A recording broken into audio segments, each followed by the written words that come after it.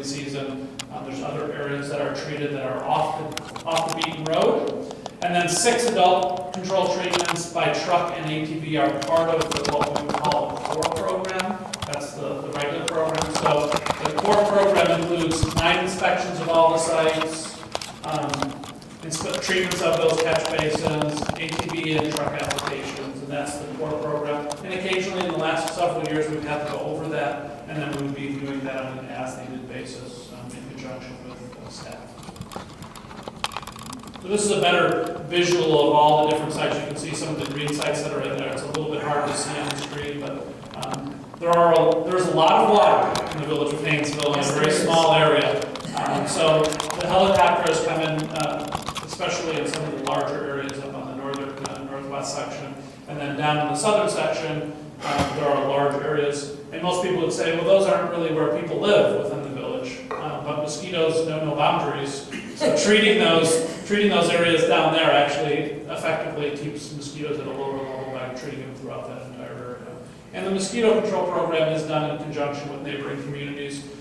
Mayor Soto has been instrumental in getting that conjunctive program together and making sure that all programs are running smoothly together. So all of the treatments that we do in the area for adult mosquito control are done in conjunction with the neighboring communities. Those communities that the Round Lake region, Avon Township, all of those are done on the same evening so we can cover the largest area to get the best control. Thank you. Any more questions for either George regarding mosquitoes or Jennifer on the aeration? I have one for Jennifer. For the, I think it was a 5 horsepower, and then the smaller ones that are in the arms, are they quiet, or because it's a 5 horsepower, is it louder? You won't hear the motor at all. So, Nope, that's all beneath the water, so you won't hear any of that. The only thing you'll hear is the water splashing. So your 5 horsepower is a much more powerful spray pattern, so if water is splashing, back into the pond, it's going to be a little bit noisier than a 1 horsepower. But in terms of the motor, you won't hear anything. And you won't hear anything at the control panel. Are we going to be required to move our power drops from the existing ponds that we have, or to refurbish what we have to make it? Actually, we've already had the electrician out here to do a complete site inspection of all the ponds. Jeff took us all around. Everything you have in place is excellent. You have 240 volts of power running to every single pond. The only thing that the electrician will be required to do is install the new control panels, because like I said, each fountain comes with its own panel. They will be installed in the same location that your existing outlet is in, because they're all really nice, secure areas, not where people are going to mess with them. The only other thing he might need to do is to trench a PVC sleeve from the control panel down to the pond, because we don't want those those power cords laying on top where someone can steal them, cut them, break them, bite them, who knows, Well, that was going to be my second question, is how secure are these cabinets or these control panels? Well, the panels themselves are going to be they're going to be buried into the ground and then attached to a post. So they're not really going anywhere. And then the fountains themselves, when we install them, we actually use what I like to call an invisible installation. So oftentimes you'll see a fountain installed with the 2 ropes running from side to side on the pond, so you can see the rope running across the pond. The way we do it is we use 2 stainless steel duckbill anchors and a stainless steel mooring cable. Using carabiner clips, we clip it from the underside of the fountain, so you never see cords running across the surface of the pond. And then from the underside of the fountain, we anchor them with the duckbill anchors on either side of the pond. So it looks like it's floating out there seamlessly, and unless you have the little hook with the magnet on it that we have, you'll never find those cables. So we actually make ourselves a map of where we hide them underneath the water so we can find them again. I assume the control cabinets are locked and tamper-proof. Correct. They come with a plastic, I don't know what's called, like a lock, but you may want to put a padlock on each one of them, or something with a key or a code or something like that, especially in like a I residential. can't imagine it's any more powerful than some of the power cabinets we have over by the water tower with padlocks on them. It's like a standard electrical panel, and looking at it from the outside, you wouldn't know one way or another. It's the standard gray, and it'll have like an Aquamaster sticker on the outside. Other than that, no one will have any idea what it is. Do we have access to the GFI? Oh yeah, it's yours. It's yours, and Dad will probably give Jeff a little bit of help getting those timers set, show them how, in case, there's a lightning, an electrical storm or something like that, and they trip themselves, how to reset them. He probably knows how to do it himself, but, we'll give you a control panel 101 when you get It's your good keys. for a refresher every now and then. Yeah. Sure. Any other questions? Okay, well, thank you so much. That was very informative. And as we digest it, we may give you a call or send you an email with any additional questions that may pop up. Perfect, thanks for having me. All right, thank you. Thank you. Wally, can you hit the lights when you're ready? Okay, at this time, we'll move on to public comments, and anybody wishing to address the board should have filled out a green sheet, and I do have one that was submitted to the clerk. Ted Mueller, our former mayor, please step forward to the mic. You still have to state your name and address for the record, Ted. Ted Miller, 318 Catherine Drive. I've noticed that in spite of the notices that in the newsletter, the trash cans are reproducing like crazy in front of the They're reproducing. I thought you were going to say they're out in front of the garages, but they're reproducing. They appear to be. It appears that the notice in the newsletter is not working. Well, one comment is, although I'm with you to a point, Ted, there was a recent storm event, and I always find whenever we have a major storm event and high piles of snow, people do not shovel out places to store their garbage cans, and so they tend to keep them out in more noticeable places. You're correct. I agree with you, but these have been appearing even before the snowstorm. Okay. So I don't think we can use the snow. Because we have sent the CSO around, Chief, I know, right? For, We can do it again. but I have not requested it with the recent storm events. Well, But I would like to make a notice or announcement on the note on the garbage can issue to everyone in YouTube land is please shovel your sidewalk. well, that's another. I would rather them shovel their sidewalk and leave the garbage can, not that you should, but, shovel your sidewalk.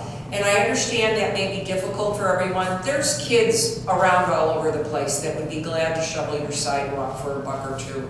Please shovel your sidewalk. I have gotten calls about people with bus stop issues, and I say to you, if, most of these bus stops have a group of kids. If you have a major snow event, team up with your fellow neighbors that have kids that also go to the same bus stop. Take turns, do it together, have a beer afterwards, get to know each other. It's not that hard. And Well- one other thing on the sidewalks, you are not liable if you do the sidewalks. There's no issue of getting sued.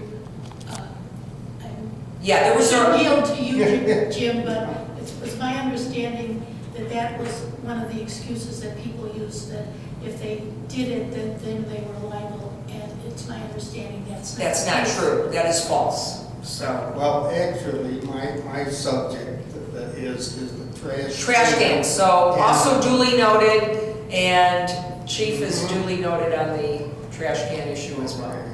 If some people would clean out the garages, they'd have a place to put them too. Okay. All right. I'll keep my eye open and report to the next board. Okay, sounds good, Ted. Okay. All right, thank you much. So that's all our takers for public comments? Okay, going, gone. We'll move on to the omnibus vote agenda. So moved. Second. Roll call? Trustees Curtis, Aye. Duberstein, Barrett, Aye. Daley, Aye. and Hine. Motion carried. Reports and communications. We're going to start with our village engineer, Greg Ruin. Thanks, Mayor. Just a couple of things here is for the 2015 motor fuel tax for next year. We're currently awaiting direction from the board on our pavement management plan, which I hope you guys had a chance to digest. We recommended $99,000 patching program for this next construction season, followed up 2016 with resurfacing the sanctuary settlement subdivision, which would be about $368,000. As far as Washington Street is concerned, I mentioned Lake County DOT has let out the Harriet Way, the underpass over there near Harriet Way. The Phase 2 portion is actually been delayed due to some right-of-way issues. They do hope to start that next summer though. And as part of that project, the village has a force main that actually interferes with construction. We mentioned it a couple of years ago, but the village is on the hook for the cost of that relocation. The latest estimates for that were $144,000. I think we have set money aside for that in previous budgets, but I think this jumped a little bit. It used to be about 120. I think it was, no, it was 144,000. Okay. I'll double check. That we have it in. We know you will, Jerry. Yeah. Now that would be this summer or about? Most likely this summer. Thank you. Okay, any questions for Greg? Attorney. I'm sorry, related question, kind of goes to Jeff and Greg. In the budget request that you put in, Jeff, how much did you include for the road plan for this year, do you recall? We put in 75,000. Okay, and you were looking for 99? Yeah, 99 was, you know, with the patching, it's kind of a stopgap measure until you actually do the hard, heavy lifting work, which is basically resurfacing the roads. Okay, thank you, gentlemen. Okay, village attorney Jim Rapp. Thank you, Mayor. I have just a brief report tonight. We prepared the ordinance that's on the business portion of the agenda tonight, which creates a Class H liquor license, which will authorize tasting and sampling in businesses that already hold a Class B or D license. That's all I have. Okay, thank you, Jim. Public Works Superintendent Jeff Gately. He has some exciting stories to tell. Oh, do I. I would like to say, for the most part, the village fared very well during our fifth largest snowfall that's ever been recorded in Chicago. On the same note, our village pickup truck did not fare so well. It caught on fire while I was plowing the parking lot over here next door.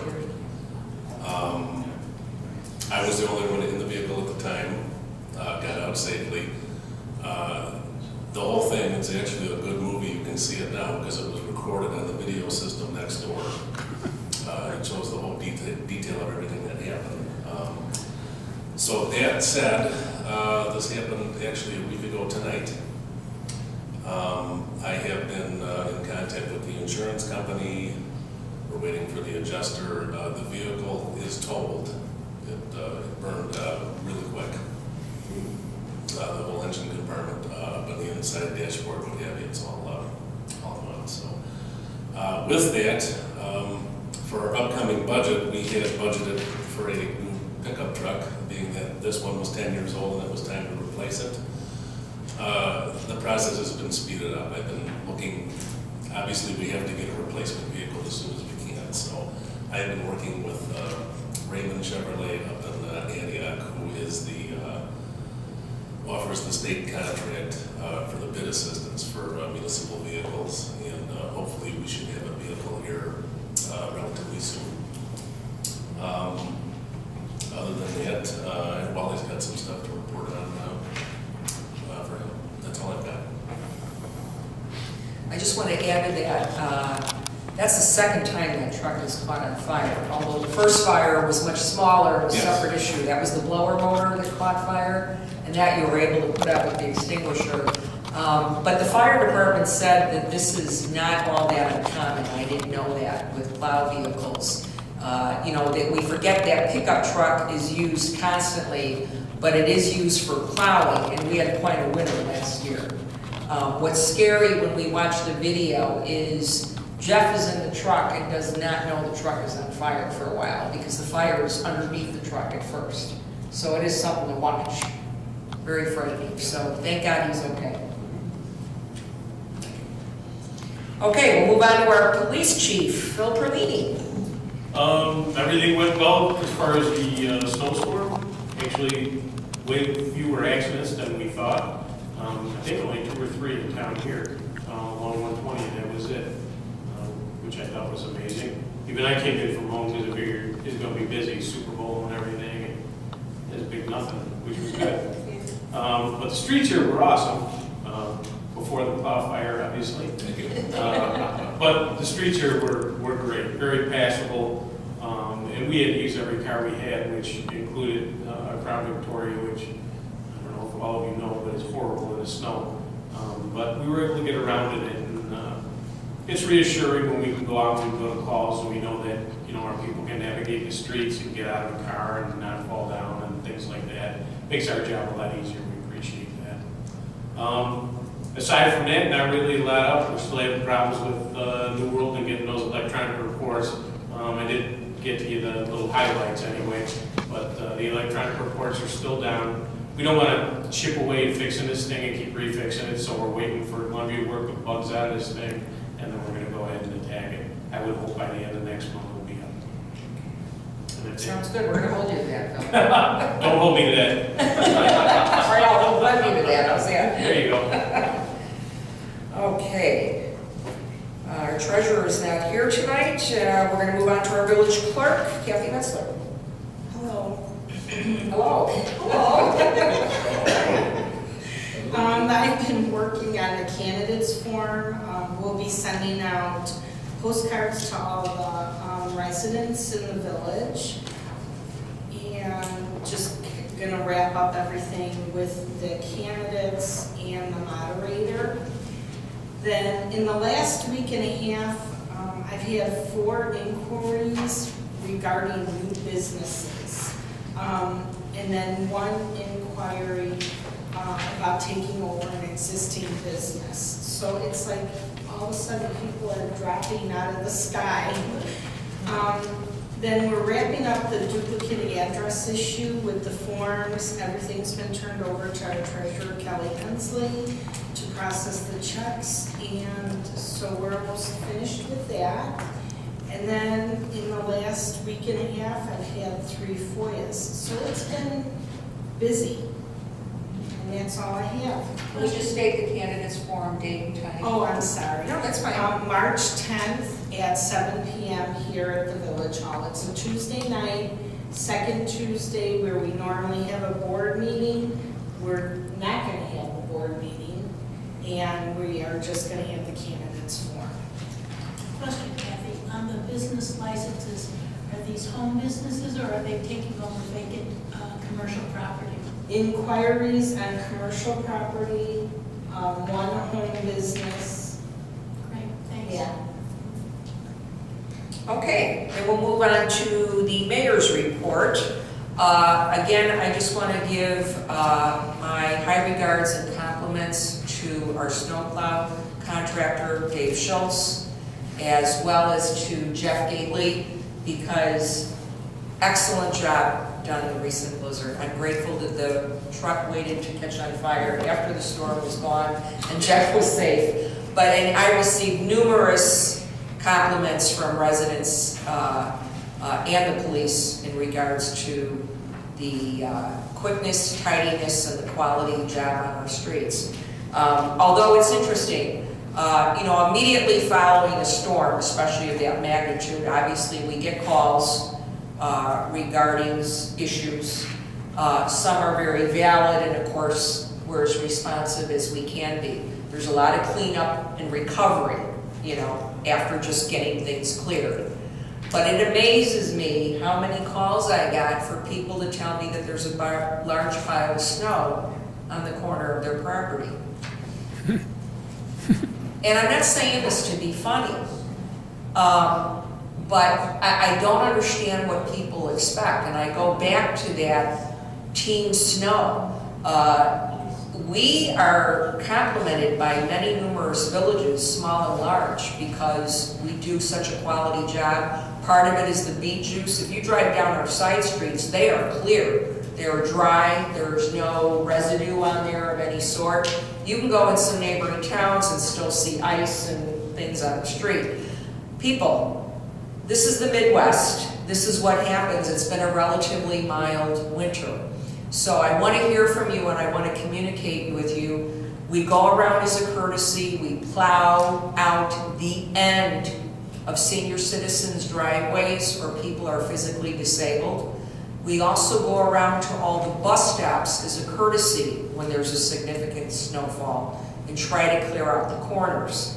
But as far as the sidewalks or getting a pathway to the bus, you have to work together and clear the sidewalks. I mentioned at the last meeting that this is a busy time of year. There's many annual meetings to attend. Yesterday I was at the annual Council of Mayors at Lake County DOT, where IDOT, Illinois Tollway, PACE, Lake County, we go over all the budgets of the upcoming year and projects that will occur. They report upcoming changes from all the different departments. It's a little bit overwhelming and a lot that I still have to read through, quite frankly, since they only meet annually. This past Saturday was the legislative breakfast up at the Round Lake Beach Civic Center, and I'm happy to report that I think that we got our point across from Swelco and all the member municipalities of Swelco in the regards of we need legislative assistance with the electronic recycling crisis. So it's not fixed, but I think it will be fixed this spring. So we're going to have to hang in there and make it through the spring. Swelco will continue to pay to have the recycling at the 6 sites through Lake County, Grays Lake Public Works being the closest for this area. So more to come on that. Also yesterday afternoon, I met with the chair of the Lake County Board, Aaron Lawler, and our village planner was present as well, Al Maiden. The purpose of that meeting is our Lake County Board chair is now going back and meeting one-on-one with all the municipalities on the 53-120 project that serve on the Finance and Land Use Committee.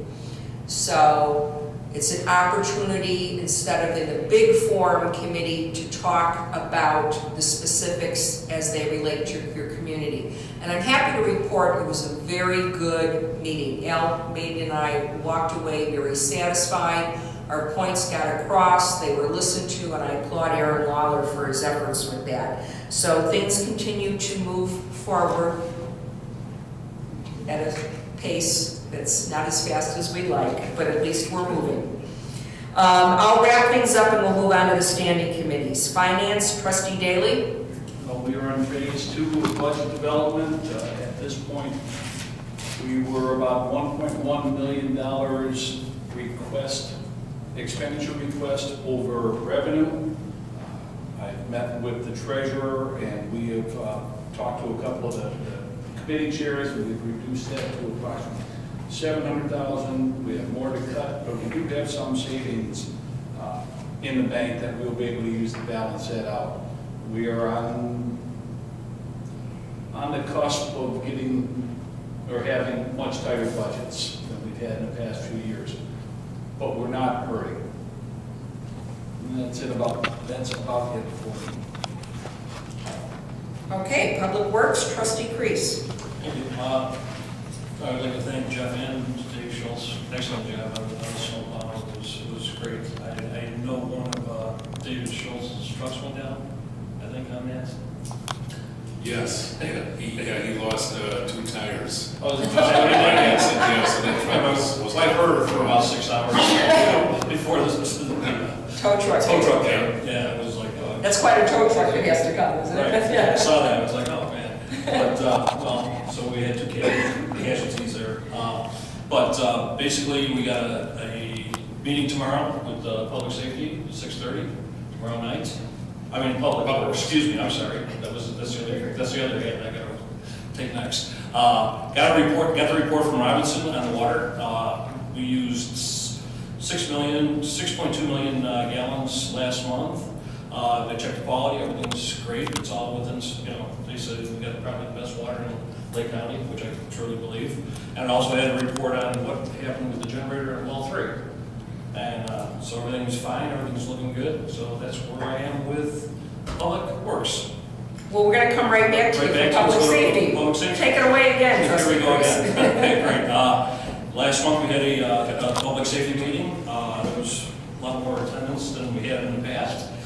We had some good discussion. We were talking about what can be done once they start working on the bike path over here and what other access we might have to the bike paths. I got in touch with the mayor and he said, made a couple of suggestions, but those were pretty much private property, so we might have to find another way. We also looked at how they would be able to get to the train stations from our village. And, but it looks like there's not going to be too much access anywhere because they're already chewing up the bike path already, so. And we're going to have another public safety meeting in 2 weeks, which is going to be the 24th. And, one thing I also wanted to say about the snow shoveling, okay, was the fact that, we also do have fire hydrants out there that, guess what, get buried. And we ask that the residents, if they have chip in, it's for your safety also. Because if they're not clear, the fire department can't get to them, and if they have to dig it out, that's just wasting more time. And so try and get out there and clean up your fire hydrants. Also, from experience last week or whatever, make sure your car doors are locked in the driveways. Okay, because even in the wintertime, somebody seems to want to check out cars and stuff like that. So with that, that's about it. Okay, thank you. Wetlands and open spaces and Great Age Club, trustee Duberstein. Well, the Wetland Committee is working diligently to put a sharp pencil to the 5-year plan for all the reclamation for the village. The Great Age Club, in March, our meeting will be the 3rd of March, it's the first Tuesday at 2 o'clock. We're going to have a classic movie. It hasn't been announced yet, but it's always interesting and fun, and free popcorn usually, or other snacks. We have a fun event that you can think about coming up probably in June. It's going to be a senior prom. So get your dancing shoes. It's going to have live music, and you can come and listen, you can dance, we'll have lunch. I'll send out more information as details are finalized. Are you gonna have a theme? I don't know. Okay. We made it. If you need to borrow a cane or a walker, I'll give you mine. Okay, we're gonna move down to transportation, trustee Barrett. Today's the first day in probably a period of a week and a half to 2 weeks in my travels that I wasn't snowed on, So that's good news. That's good news. There's been a lot of big accidents out on the interstates. We don't have an interstate running through our town, but in Michigan they had a 168 vehicle accident that was just basically people not, traveling at appropriate speeds. Last week Sunday, the tollway had a 100+ vehicle accident that was basically the same things. 2 cars collided, then nobody else could stop, and it turned into a chain reaction accident. So, with my local travels around here, the county and the state generally don't like to do a lot with 120 in the east-west roads until it's done snowing. So, I would imagine people should, pay attention, be prepared for what's going on out there, and travel with a safety kit in their car or in their truck or whatever.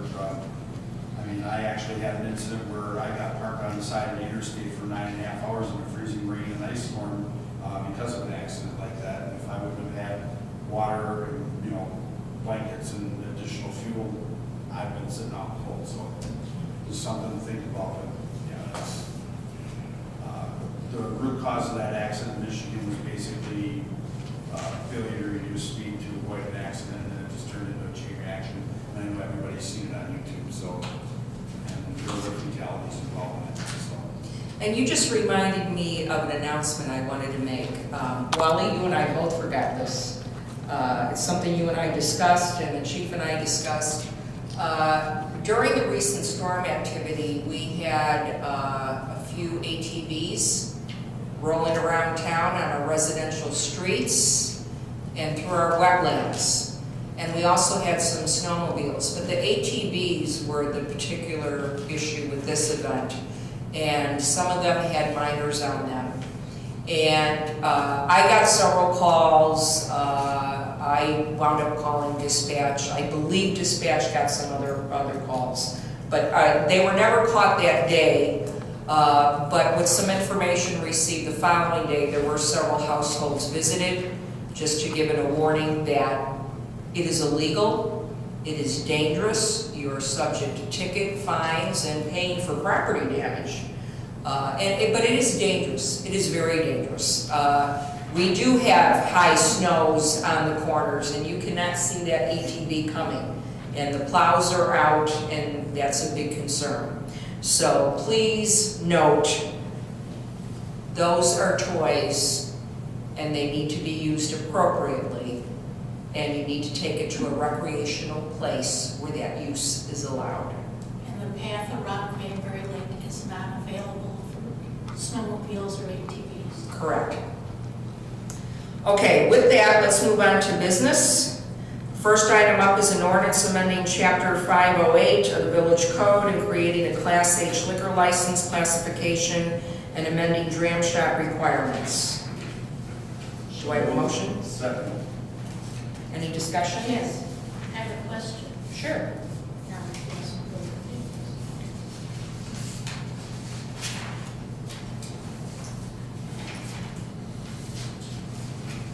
It says on page 3, number 6, all servers at tastings must be Bassett certified. What is that? Kathy, do you want to answer that, or should we have Jim answer that? Sure, I can answer that. Okay. Everybody who serves, not everybody, but by ordinance in our village. And liquor, like Illinois code. Yeah. The servers have to be trained to serve alcohol. And it just makes them aware of, How to check an ID. yeah, how to check an ID and Oh, so that's like a formality. It's a certification. So example, at a restaurant, all it's an acronym for something for training, do you know what the, yes, whatever that. yes, yeah, Okay, I just. yeah. It's a no. Oh, Alcohol You're server. barking up the wrong tree. if we have a restaurant in town, all the servers, if they're gonna be serving alcohol beverages, have to be trained. They cannot serve a drink to a table unless they've had that, gone through that training. And same thing with clerks ringing up alcohol sales. They have had to have gone through that training before they can ring up that sale to sell alcohol. That's cool, I just didn't know what it meant. Yeah, And the certification lasts for 3 years, and then they have to be recertified.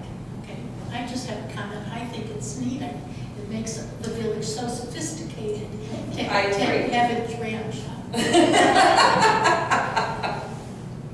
well, maybe there's a future grade H event there. Okay, any further discussion, questions? Roll call. Trustees Crease, Aye. Duberstein. Aye. Barrett. Aye. Daley. Aye. And Hine. Aye. Motion carried, ordinance number 15-2-201.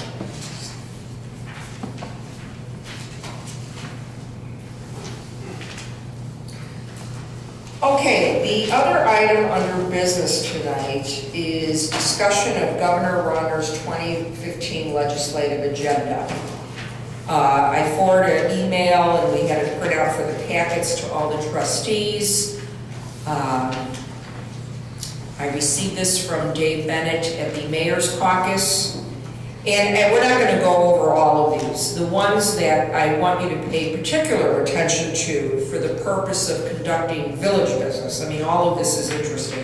But here we are working on our budget. We're trying to finalize the budget.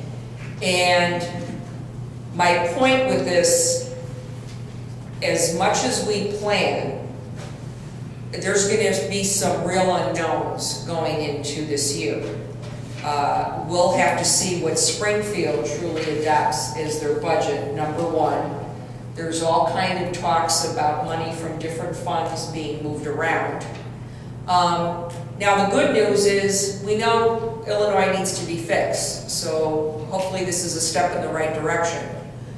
But we're going to lose money in certain areas or buckets that we thought we might receive money from. So everybody is going to bleed a little bit, and we need to bleed a little bit in order to fix Illinois. The question is also, will more money get put into certain buckets that we might be able to take advantage of for infrastructure projects? And we don't know.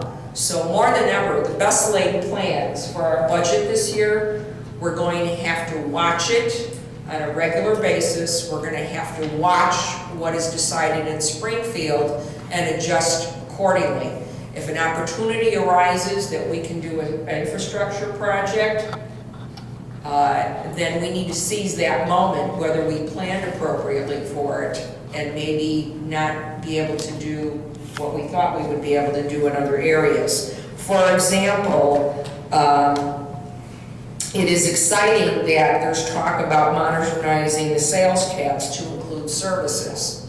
We don't receive sales tax currently for services, so that could obviously increase our sales tax revenue. Then there's talk about, this is an interesting statement, and I cannot get any further detail as hard as I've tried so far on what this means. Restructure the motor fuel tax to appropriately invest in infrastructure. On page 1 of the email, there's these bullet points. Yes. Third one down. Oh, okay, I just. Yeah, restructure the motor fuel tax to appropriately invest in infrastructure. What does that mean? Motor fuel tax money has been shrinking. You know, motor fuel tax money we get less of because cars get much better mileage. So therefore, the motor fuel tax money that we receive is not as high. And there are certain items listed by law that we can only use that money for, such as road resurfacing to pay for significant snow plowing bills. The question is, are they going to add more categories to MFT? And if that's all they're doing, more categories doesn't necessarily help us because the money's shrinking anyway. So giving us more things to use it for, or is there going to be a way to increase the money? So we're anxious to see what happens with that. On the other hand, they may decide they want to fix more state infrastructure. Well, take money out of our pocket. Yes, and that point has been brought up too, Jerry. I understand. Yeah. I just want to say one thing in general about this, Yeah. not meaning to cut you off. No, that's fine. Understanding that we may lose money from the state or may get reallocated. Kelly has been extremely conservative on our estimates of revenue. So if we get hit, hopefully we won't get hit too hard. Well, that and with the crumbling infrastructure in Illinois, working in the transportation industry, now that the price of oil has dropped 50%, the cost of a barrel, all the states throughout the Midwest are looking at putting additional taxes onto a gallon of fuel, whether it's gasoline or diesel. Michigan right now is looking at 10 cents a gallon for gasoline, 15 cents a gallon for diesel. But the problem is that if fuel spikes again or consumption goes up and cost starts increasing again, that's going to be more money out of the pocket of the consumer, and we're going to put ourselves right back in the same situation when we were at $4 a gallon gasoline, where everybody's thinking twice before you start the car and go somewhere. So it's a double-edged sword, but right now they're thinking it's pretty all the different state legislatures are looking at, quick cash. I mean, Ohio Turnpike is in bankruptcy. The Indiana toll road is owned by a foreign company in South Africa. Michigan's roads are falling apart, and the governor says, I need this money to rebuild these roads. So they're looking at it as a quick fix, and I hope Illinois doesn't try to do the same thing. Well, it'll be interesting. At the legislative breakfast, you know, all our state legislators, well, not all, but most were there from Lake County. And, you know, on many of these questions, they don't have the answers. They are, well, let's wait and see. We don't know. We don't know. So it's going to be an interesting year, and so I just want to remind everybody to be flexible.